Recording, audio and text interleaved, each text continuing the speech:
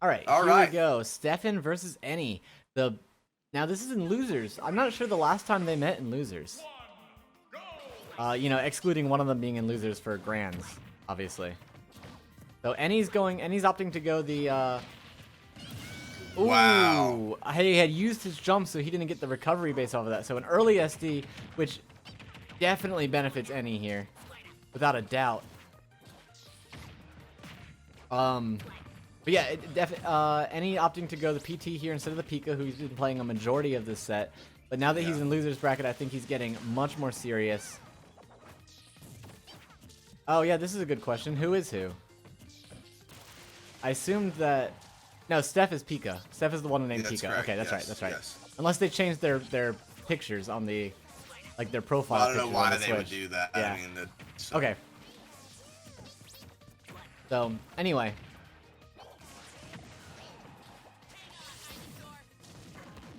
Into Ivy. Only 3 sets left in the entire tournament. And this is one of them.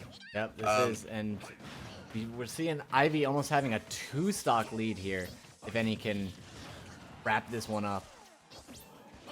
Trying to stay out of the way of that down B. But Steph not throwing it out that time. Which allows him to recover for free.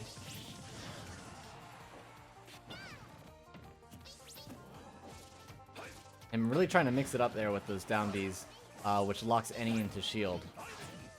Which, like I said, just gives him a free recovery, lets him get right back in.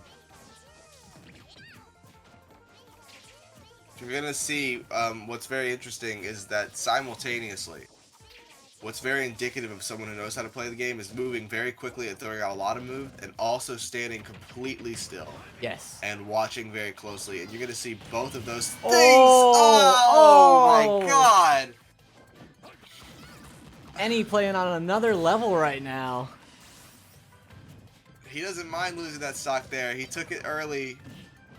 That's all that was necessary.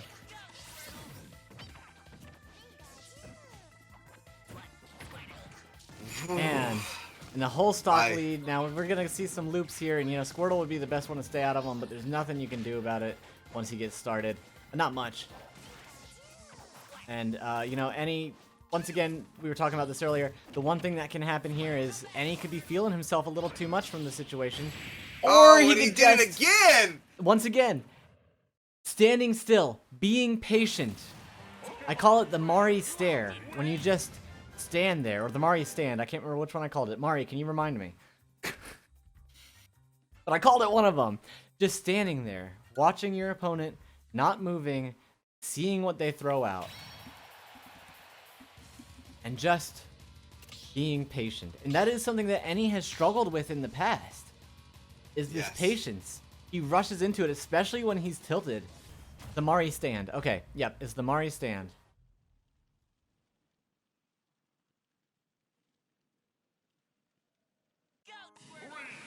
Alright, here we are in town.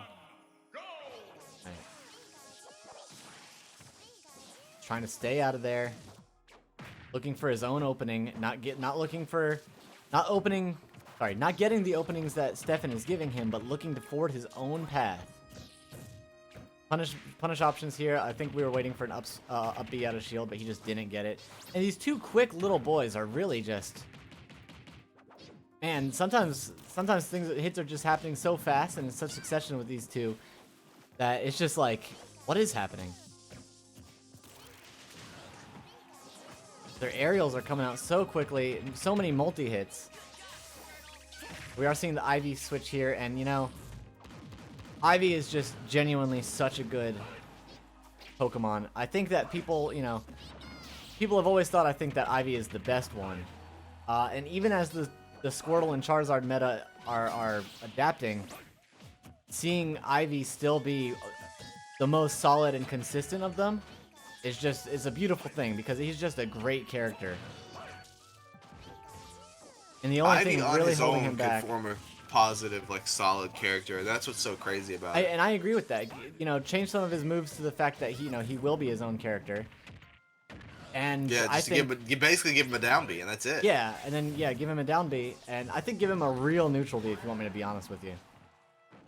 But But, you know, if he's his own character, you know, they rebalance him slightly and then throw him in there, and I think that he's so solid. That being said, Eni's great with the Squirtle too, and I think a lot of that might be that some people just don't know what to do against Squirtle, because Squirtle is probably the most technical of all the, not even probably, Squirtle's the most technical of the Pokemon here, in PT. So, you know, sometimes it can be tough to know what Squirtle's going to want to do, and it can be tough to play Squirtle. You got to put, it seems to me that you got to put more time into Squirtle than anyone else for any real playing if you want to get even with them. He's just nailed down there. And you saw Eni with that tether. He's done it a couple times, really waiting that tether out, knowing what Steffen's going to do, just waiting it out, sitting there. They both really know what each other are going to do. Yeah, absolutely. These dash attacks, really getting these dash attacks in. Seeing this go the complete opposite direction of last time. Yep, absolutely, complete opposite. Up B out of shield. Nope, he's just gonna stand there. I think he was just too afraid. I think he was just too afraid and then released it just at the last moment. It was just one of those times. Was this was Steffen's pick, correct? Stage pick? That's right. I kind of tell because this stage is really good for Pika, and I don't imagine a world in which Eni would have picked this stage. And I mean, and you see Steffen. That's something that, you know, Mari mentioned this the other day on stream. He said something about, you know, you guys. I think, oh boy, what were we playing on? I can't remember, but he said something like, you know, you guys can use the platforms too. You know, you don't have to just use the stage. And that's something that really can differentiate like top level or, you know, high level play from just the randos playing, is really genuinely using the platforms to your advantage. And you see that Steffen just running off of them, really understanding how to use them in such a proper way. Mm-hmm. That's because Steffen, you know, plays a character who benefits. Yep. I mean, every character does, but this character in particular benefits immensely from having an extra jump in the middle of his aerial combos. And touching down on platform for a second is one big way to make sure you have them. You start getting used to doing that, you start used to playing on the platforms in general, recover to them, run off. Like, yep. Steffen becomes, you know, a master of how to use them. Yep, and using T-Jolt on platforms, and then jumping down and using it again, it covers 2 approach options at minimum. Really good use of Flare Blitz there from Eni. Flare Blitz is a really dangerous thing to use, but once you get up to this level, you know, Pikachu Dash Attack will take it. So when you're up at this level, or this percent, honestly, you just may as well. What are you losing, you know? Getting the regrab there. Oh! No! Yes! Eni! Let's go! Eni, against all odds.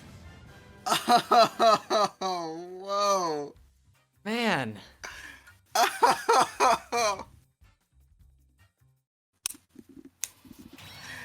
Oh no, I have a headache from this. Man, and Steffen was wiping the floor that entire time. Up until then. He was just wiping it. I was thinking that same thing. Narwhal says, I was thinking Pikachu probably dies to Flare Blitz off stage, but it's way too risky. When he did that first throw, and Eni was lining up for the second back throw, I genuinely, I had that same thing. No way is he gonna Flare Blitz here. Yeah, that was, yeah. This is the percent, but no way is he gonna do it. But he did. Because if he whiffs it, that's it. Yeah. But if he doesn't, you know, if he connects, then that's it too. So yeah, I mean, I was saying, you know, good. I was saying it. Dash Attack takes Charizard stock at that percent. He needed something.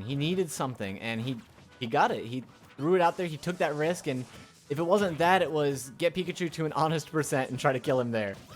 And when you're at 169 versus Pikachu, what is that honest percent? Is that a reasonable expectation? Not necessarily. You gotta go with what you can do. And sometimes you have to take those risks. And that's such a crazy cost-benefit analysis because it was the stock. And, you know, he had the opportunity to take the whole...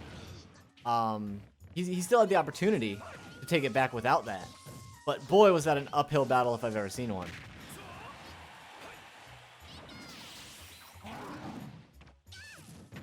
Spacing that flare blitz perfectly so you grab ledge instead of bouncing off stage.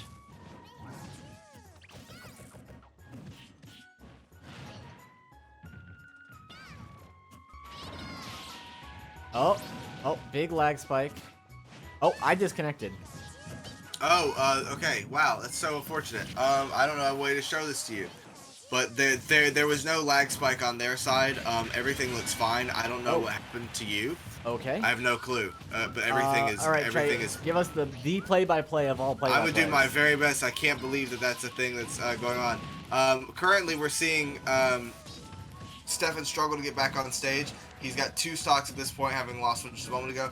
And he's still running Charizard at up to 160% right now and trying his very best to manage it. F tilt for a get off me option. Sends Pikachu away. Back air almost kills. And what are the stocks right now? 3-2 in Eni's favor. Okay. Eni back throw again with Charizard. Throwing his Flame Breath out, trying to stop him from grabbing ledge. It doesn't work. Steffen is approaching 100%. Okay. Now they are 2-2 after a dash attack. Coming down with Squirtle. Yeah, that's what I was about to say. I think we might see an immediate action we do because we're going to see him change to Ivysaur to get the heavy hit on the 110% Pikachu on his second stock here. Okay. Back throw. Almost takes it, but not quite. Steffen easily recovers. Few quick back airs from Ivy, more spacing than anything. Pikachu trying. We're at 25% for Eni, 150 for Pikachu, both on their second stock. Steffen is doing a very good job here of staying alive at this point. I say until he gets back thrown. It's 2-1.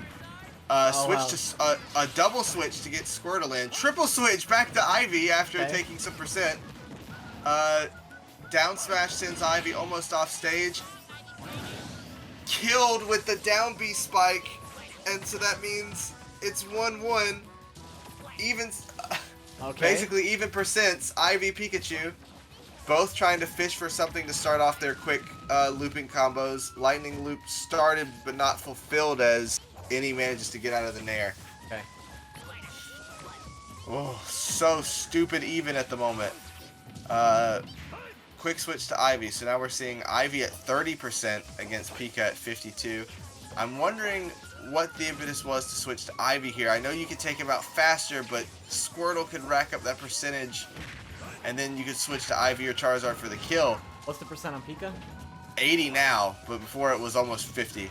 I would say that's a really good Ivy switch time though. That's a pretty normal time to switch over to Ivy. You got him. Got him? F smash. Ivy. Eni 3-0'd. Eni 3-0'd to Steffen. Wow. Holy crap. Oh my god. Wow. I cannot believe that's not on stream. I am so sorry, guys. I have no idea what happened. I'm going to save a replay Save of that. a replay? Okay, and then we'll just put it together. We'll put it. Yeah. Wow. Oh. Well, and that, I cannot believe it.